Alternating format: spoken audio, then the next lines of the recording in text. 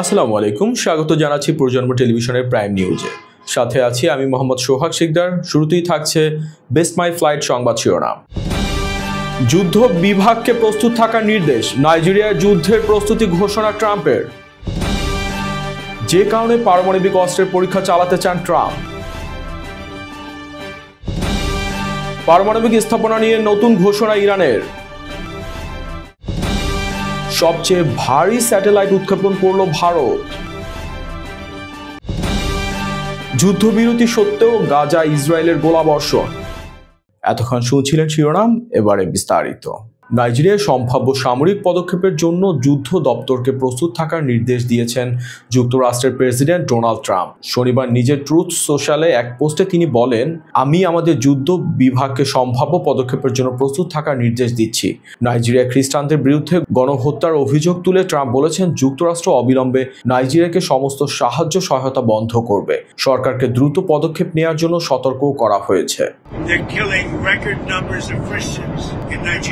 প্রায় 23 কোটিরও বেশি জনসংখ্যার দেশ নাইজেরিয়ায় সাম্প্রদায়িক ও জাতিগত উত্তেজনা বিরাজ করছে। সম্পদ ও জমিজমার মালিকানা বা দখল নিয়ে কৃষক এবং পশুপালকদের মধ্যে বিরোধের কারণে কিছু ঘটনা ঘটছে। বিশেষ করে অস্ত্রধারী ডাকাতদের তাণ্ডব মাঝে মাঝে খ্রিস্টান ও মুসলিম উভয়কেই আক্রান্ত করে। দীর্ঘ বার্তায় ট্রাম্প বলেন, ভয়াবহ নৃশংসতা চালাচ্ছে, এমনকি ইসলামিক সন্ত্রাসীদের সম্পূর্ণরূপে নির্মূল করার জন্য যুক্তরাষ্ট্রকে অবশ্যই সেই বন্দুকের মতো জ্বলন্ত দেশটিতে যেতে হবে। ট্রাম্প বলেন, যদি আমরা আক্রমণ করি তাহলে তা দ্রুত নিষ্ঠুর হবে, ঠিক যেমন সন্ত্রাসী গুন্ডারা আমাদের খ্রিস্টানদের উপর আক্রমণ করে। নাইজেরিয়ান সরকারের দ্রুত পদক্ষেপ নেওয়াই ভালো। এদিকে ট্রাম্পের মন্তব্যের স্ক্রিনশট সহ মার্কিন যুদ্ধমন্ত্রী পিট হেগসেথ সোশ্যাল মিডিয়ায় পোস্টে বলেছেন, হ্যাঁ স্যার। তিনি বলেন, নাইজেরিয়ায় এবং যে কোনো জায়গায় নিরীহ খ্রিস্টানদের হত্যা অবিলম্বে বন্ধ করতে হবে। যুদ্ধ বিভাগ পদক্ষেপ নেওয়ার প্রস্তুতি নিচ্ছে। হয় নাইজেরিয়ান সরকার খ্রিস্টানদের রক্ষা করবে, অথবা আমরা এই ভয়াবহ নৃশংসতা ঘটিয়ে থাকা ইসলামিক সন্ত্রাসীদের হত্যা করব। মার্কিন পররাষ্ট্রমন্ত্রী মার্কো রুবিও একই প্রতিক্রিয়া জানিয়েছেন। তিনিও সোশ্যাল মিডিয়া পোস্টে হাজার হাজার খ্রিস্টানদের হত্যাকাণ্ড নিয়ে নিন্দা করেছেন। তিনি বলছেন, খ্রিস্টানদের ওপর মুসলিমদের ওপর গির্জা ও মসজিদগুলোতে এলোমেলোভাবে আক্রমণ করা হয়। সিএনএন জানিয়েছে, ট্রাম্প ও তার মন্ত্রীদের মন্তব্য নিয়ে হোয়াইট হাউস এবং প্রতিরক্ষা অফিসের মুখপাত্ররা তাৎক্ষণিকভাবে মন্তব্যের অনুরোধের জবাব দেননি। শীঘ্রই পারমাণবিক অস্ত্রের পরীক্ষা চালাবেন বলে ঘোষণা দিয়েছেন মার্কিন প্রেসিডেন্ট ডোনাল্ড ট্রাম্প। মার্কিন একটি সংবাদ মাধ্যমের অনুষ্ঠানে তিনি বলেন, উত্তর কোরিয়ায় একমাত্র পারমাণবিক অস্ত্র পরীক্ষা করছে না, রাশিয়া এবং চীনও তাদের পারমাণবিক পরীক্ষা চালাচ্ছেন, কিন্তু কেউ এটি নিয়ে কথা বলে না। 30 বছরেরও বেশি সময় পর মার্কিন সেনাবাহিনীকে পারমাণবিক অস্ত্র পরীক্ষার প্রক্রিয়া পুনরায় শুরু করার নির্দেশ দেন ট্রাম্প। ট্রাম্প বলেন, অন্যান্য দেশ পরীক্ষা করছে, আমরাই একমাত্র দেশ যারা পরীক্ষা চালাই না, তাই আমিও একমাত্র দেশ হতে চাই না যারা পরীক্ষা চালায় না। তিনি জোর দিয়ে বলেন, কেউ জানে না এই দেশগুলো কোথায় তাদের অস্ত্র পরীক্ষা চালাচ্ছে। তবে ট্রাম্প পুনরায় নিশ্চিত করেন তিনি এগুলো ব্যবহার করতে চান না। তবে পারমাণবিক অস্ত্র কিভাবে কাজ করবে তা দেখার জন্য পরীক্ষা করার প্রয়োজনীয়তার কথা পুনর্ব্যক্ত করেছেন। ট্রাম্প প্রশ্ন করে বলেন, আপনি পারমাণবিক অস্ত্র তৈরি করেন কিন্তু পরীক্ষা করেন না, তাহলে আপনি কিভাবে জানবেন এগুলো কাজ করবে? তাহলে পরীক্ষা চালানো কি যুক্তিসঙ্গত নয়? মার্কিন যুক্তরাষ্ট্রের অসাধারণ পারমাণবিক শক্তি রয়েছে, যা অন্য যে কোনো দেশের চেয়ে বেশি। তিনি বলেন, রাশিয়া দ্বিতীয়, চীন অনেক দূরের তৃতীয়, কিন্তু তারা 5 বছরের মধ্যে সমান হবে। আপনি জানেন তারা খুব দ্রুত এগুলো তৈরি করছে। তাই আমি মনে করি আমাদের পারমাণবিক নিরস্ত্রীকরণ সম্পর্কে কিছু করা উচিত। আমাদের কাছে বিশ্বকে 150 বার উড়িয়ে দেওয়ার মতো পর্যাপ্ত পারমাণবিক অস্ত্র রয়েছে। রাশিয়ার কাছে প্রচুর পারমাণবিক অস্ত্র রয়েছে এবং চীনেরও অনেক থাকবে। পারমাণবিক স্থাপনা নিয়ে নতুন ঘোষণা দিয়েছেন ইরানের প্রেসিডেন্ট মাসুদ পেজেশকিয়ান। তিনি বলেন, যুক্তরাষ্ট্রে বোমা হামলায় ক্ষতিগ্রস্ত পারমাণবিক স্থাপনাগুলো দেশটির শক্তিশালীভাবে পুনর্নির্মাণ করা হবে। রোববার দেশটির রাষ্ট্রীয় গণমাধ্যমকে দেয়া এক সাক্ষাৎকারে তিনি এই মন্তব্য করেন। তেহরানে ইরানে পারমাণবিক শক্তি সংস্থা পরিদর্শনের সময় তিনি পারমাণবিক স্থাপনা নিয়ে এ তথ্য জানান। সেখানে তিনি দেশে পারমাণবিক খাতের ঊর্ধ্বতন কর্মকর্তাদের সঙ্গে বৈঠক করেন। তবে পেজেশকিয়ান জোর দিয়ে বলেন, ইরান পারমাণবিক অস্ত্র তৈরি করতে চায় না। ইরানের প্রেসিডেন্ট বলেন, কিছু ভবন ও কারখানা ধ্বংস করলে তাতে আমাদের সমস্যা হবে না, আমরা সেগুলো আবার নির্মাণ করব, আগের চেয়েও শক্তভাবে। এর আগে গত জুনে যুক্তরাষ্ট্র ইরানের পারমাণবিক স্থাপনাগুলোর ওপর হামলা চালায়। ওয়াশিংটনের দাবি, এসব স্থাপনা ছিল অস্ত্র তৈরির লক্ষ্যে পরিচালিত কর্মসূচির অংশ। তবে তেহরান বরাবরই বলে আসছে, তাদের পারমাণবিক কর্মসূচি সম্পূর্ণ বেসামরিক উদ্দেশ্যে, যেমন চিকিৎসা ও জনস্বাস্থ্য সংক্রান্ত গবেষণায় ব্যবহৃত হয়।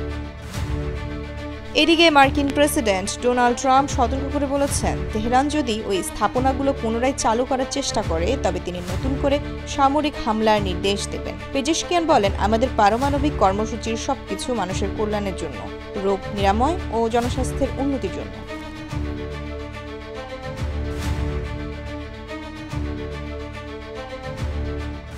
বিশ্বের সবচেয়ে ভারী স্যাটেলাইট উৎক্ষেপণের রেকর্ড গড়ল এশিয়ার পরাশক্তি রাষ্ট্র ভারত। গত রবিবার দেশের নিজস্ব মহাকাশ কর্মসূচির সর্বশেষ পদক্ষেপ হিসেবে গতকাল তারা সবচেয়ে ভারী যোগাযোগ উপগ্রহ উৎক্ষেপণ করেছে।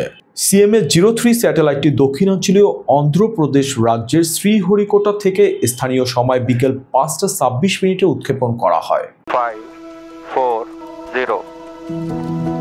2040 সালের মধ্যে চাঁদে একজন ভারতীয় নভোচারীকে পাঠাতে চাওয়া প্রধানমন্ত্রী নরেন্দ্র মোদী বলেন, আমাদের মহাকাশ খাত আমাদের গর্বিত করে চলেছে। ভারতীয় মহাকাশ গবেষণা সংস্থা বৃহস্পতিবার জানিয়েছে, প্রায় 4,410 কিলোগ্রাম ওজনের এই স্যাটেলাইটটি দেশে উৎক্ষেপণ করা সবচেয়ে ভারী যোগাযোগ স্যাটেলাইট। ভারতীয় নৌবাহিনী জানিয়েছে, এই স্যাটেলাইটটি জাহাজ, বিমান ও সাবমেরিনের মধ্যে নিরাপদ যোগাযোগ লিঙ্ক স্থাপনে সহায়তা করবে। CMS-03 স্যাটেলাইটটি 43.5 মিটার উঁচু LVM-3M5 উৎক্ষেপণ যানের মাধ্যমে কক্ষপথে পাঠানো হয়। এটি সেই রকেটের একটি উন্নত সংস্করণ, যা 2023 সালের আগস্টে ভারতের মনুষ্যবিহীন চন্দ্রযানটিকে চাঁদে অবতরণ করিয়েছিল। এর আগে কেবলমাত্র রাশিয়া, যুক্তরাষ্ট্র ও চীন চাঁদের পৃষ্ঠে নিয়ন্ত্রিত অবতরণ অর্জন করেছিল। ভারত গত এক দশকে তার মহাকাশ যাত্রার উচ্চাকাঙ্ক্ষা প্রদর্শন করেছে এবং তার মহাকাশ কর্মসূচি আকার ও গতিতে উল্লেখযোগ্যভাবে বৃদ্ধি পেয়েছে। ভারতীয় বিমান বাহিনীর একজন পরীক্ষামূলক পাইলট শুভাংশু শুক্লা এই বছর মহাকাশে যাওয়া দ্বিতীয় ভারতীয় এবং আন্তর্জাতিক মহাকাশ স্টেশনে পৌঁছানো প্রথম ভারতীয় হয়েছিলেন, যা ভারতের 2027 সালের জন্য পরিকল্পিত নিজস্ব মানববাহী অভিযানের দিকে একটি গুরুত্বপূর্ণ পদক্ষেপ।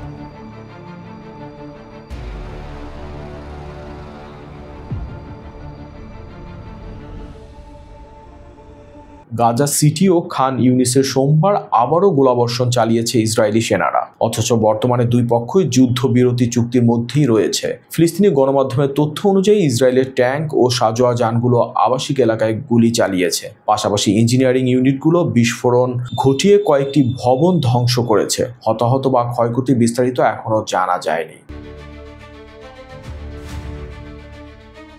গাজার স্বাস্থ্য মন্ত্রণালয় জানিয়েছে, গত 11 অক্টোবর যুদ্ধবিরতি ঘোষণার পর থেকেই ইসরায়েলি হামলায় অন্তত 236 জন ফিলিস্তিনি নিহত হয়েছেন এবং 600 জন আহত হয়েছেন। এই নতুন হামলার সময় ইসরায়েল আন্তর্জাতিক রেড ক্রস কমিটির কাছ থেকে 3 ইসরায়েলি জিম্মির মরদেহ গ্রহণের বিষয়টি নিশ্চিত করেছে।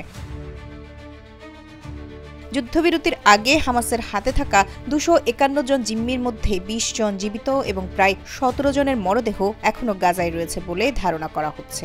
চুক্তি অনুযায়ী প্রতিটি ইসরায়েলি জিম্মির মরদেহের বিনিময়ে ইসরায়েল 15 জন ফিলিস্তিনির মরদেহ ফেরত দেবে। এখন পর্যন্ত 225টি ফিলিস্তিনি মরদেহ ফেরত দেওয়া হয়েছে, যার মধ্যে 30টি 30 অক্টোবর হস্তান্তর করা হয়। যুক্তরাষ্ট্রের মধ্যস্থতায় সম্পাদিত এই যুদ্ধবিরতি চুক্তিতে ধাপে ধাপে জিম্মি ও বন্দি বিনিময়, সামরিক অভিযান স্থগিত রাখা এবং গাজায় মানবিক সহায়তা প্রবেশের শর্ত অন্তর্ভুক্ত রয়েছে। এই ছিল প্রজন্ম টেলিভিশনের প্রাইম নিউজে। পরবর্তী প্রাইম নিউজ দেখার আমন্ত্রণ জানিয়ে শেষ করছি এখানেই। এতক্ষণ সাথে থাকার জন্য ধন্যবাদ।